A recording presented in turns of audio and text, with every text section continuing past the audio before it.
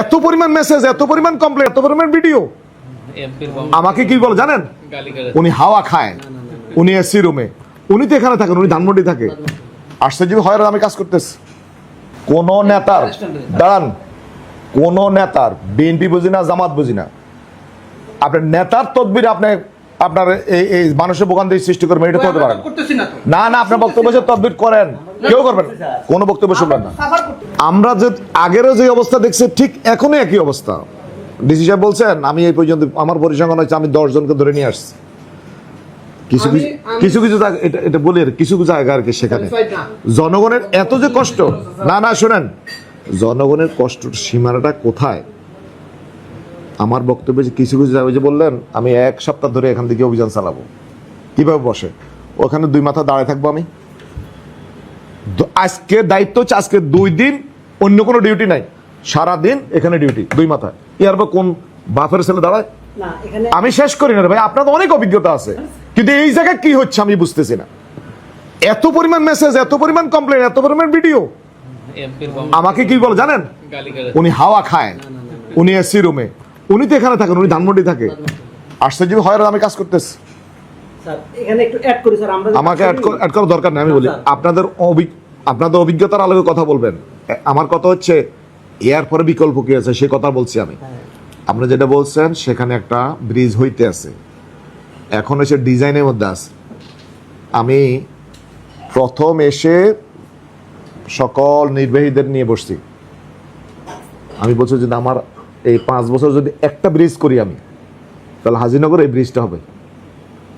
Sir ইন্টারভিউতে শুরু করছে তো, স্যার এই পর্যায়ে আসি। কোথায় আসো তোমরা? স্যার এস্টিমেট হয়ে গেছে, সর্বশেষ ফোন হচ্ছে স্যার অলরেডি ডিজাইন হয়ে গেছে, এখন সয়েল টেস্ট হইতে আছে। আমার বক্তব্য হচ্ছে জনগণ তো ধৈর্য হারা, আমাদের তো প্রবলেম আছে, আমরা একটু সময় দিচ্ছি না। একটা ব্রিজ কি বা একদিনের মধ্যে হয়ে যায়, 1 সপ্তাহ হয়ে যায়, 1 মাস হয়ে যায়।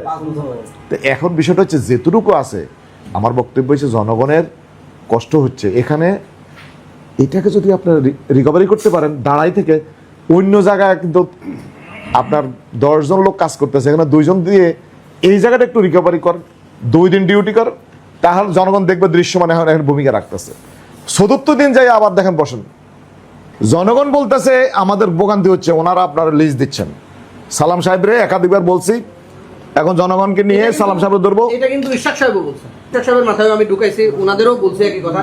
ওরিয়নের যে ডিভাইডার এত বড়, এটা তো আগের মিটিংও আমি বলছি, ডিভাইডার ছোট করে নিয়ে আসে যাত্রাবাড়ি চৌরাস্তা এখন পর্যন্ত কেন ভাঙাচোরা? এটা আমার বলো, কেন ভাঙাচোরা? ওরিয়নের জন্য উত্তর পাশ এবং দক্ষিণ পাশ এই জায়গাটা 100% পরিচ্ছন্ন করতে হবে।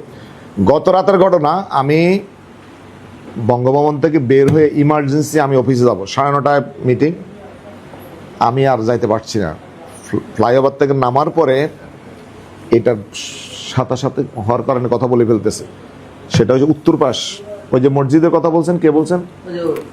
ওই মসজিদের পাশ দিয়ে সব গাড়ি উল্টে আসতেছে, আমি আর যাচ্ছি না, যাইতে পারতেছি না।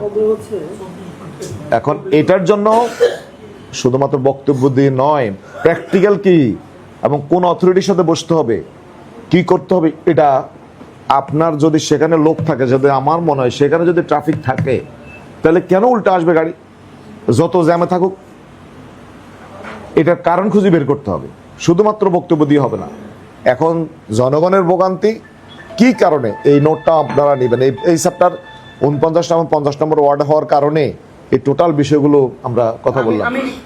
এই নামে তো লোক এখানে নিয়মিত চাঁদা তোলে, এবং আমাকে যিনি ভুক্তভোগী সে উঠে অলরেডি দিছে। তারপর হচ্ছে আপনাকে আমি ভিডিও দিয়েছি ঢাকা সিটি কর্পোরেশনের নামে, হ্যাঁ, আব্দুর রহিমের ছবি সহ আমি দিছি, এবং সে বলতেছে আমার নাম ব্যবহার করতেছে অন্যদিকে তাকাইয়া। আচ্ছা, এটা না যত পয়েন্ট দিছি শুনেন, 3 জন ব্যক্তিকে মেনশন করি, আপনি 1 নাম্বার, আর এই যে 2 জন 3 জন ওসি, যেই কপি আপনি মনে করবেন সেই কপি ওসিরাও পাচ্ছে। এই যে দেখেন আমার কাছে, না এটা উনি বলুক, না আপনার কাছে নাই তো, না এটা আপনার কাছে উনি বলুক, এটার কি করলেন বলেন।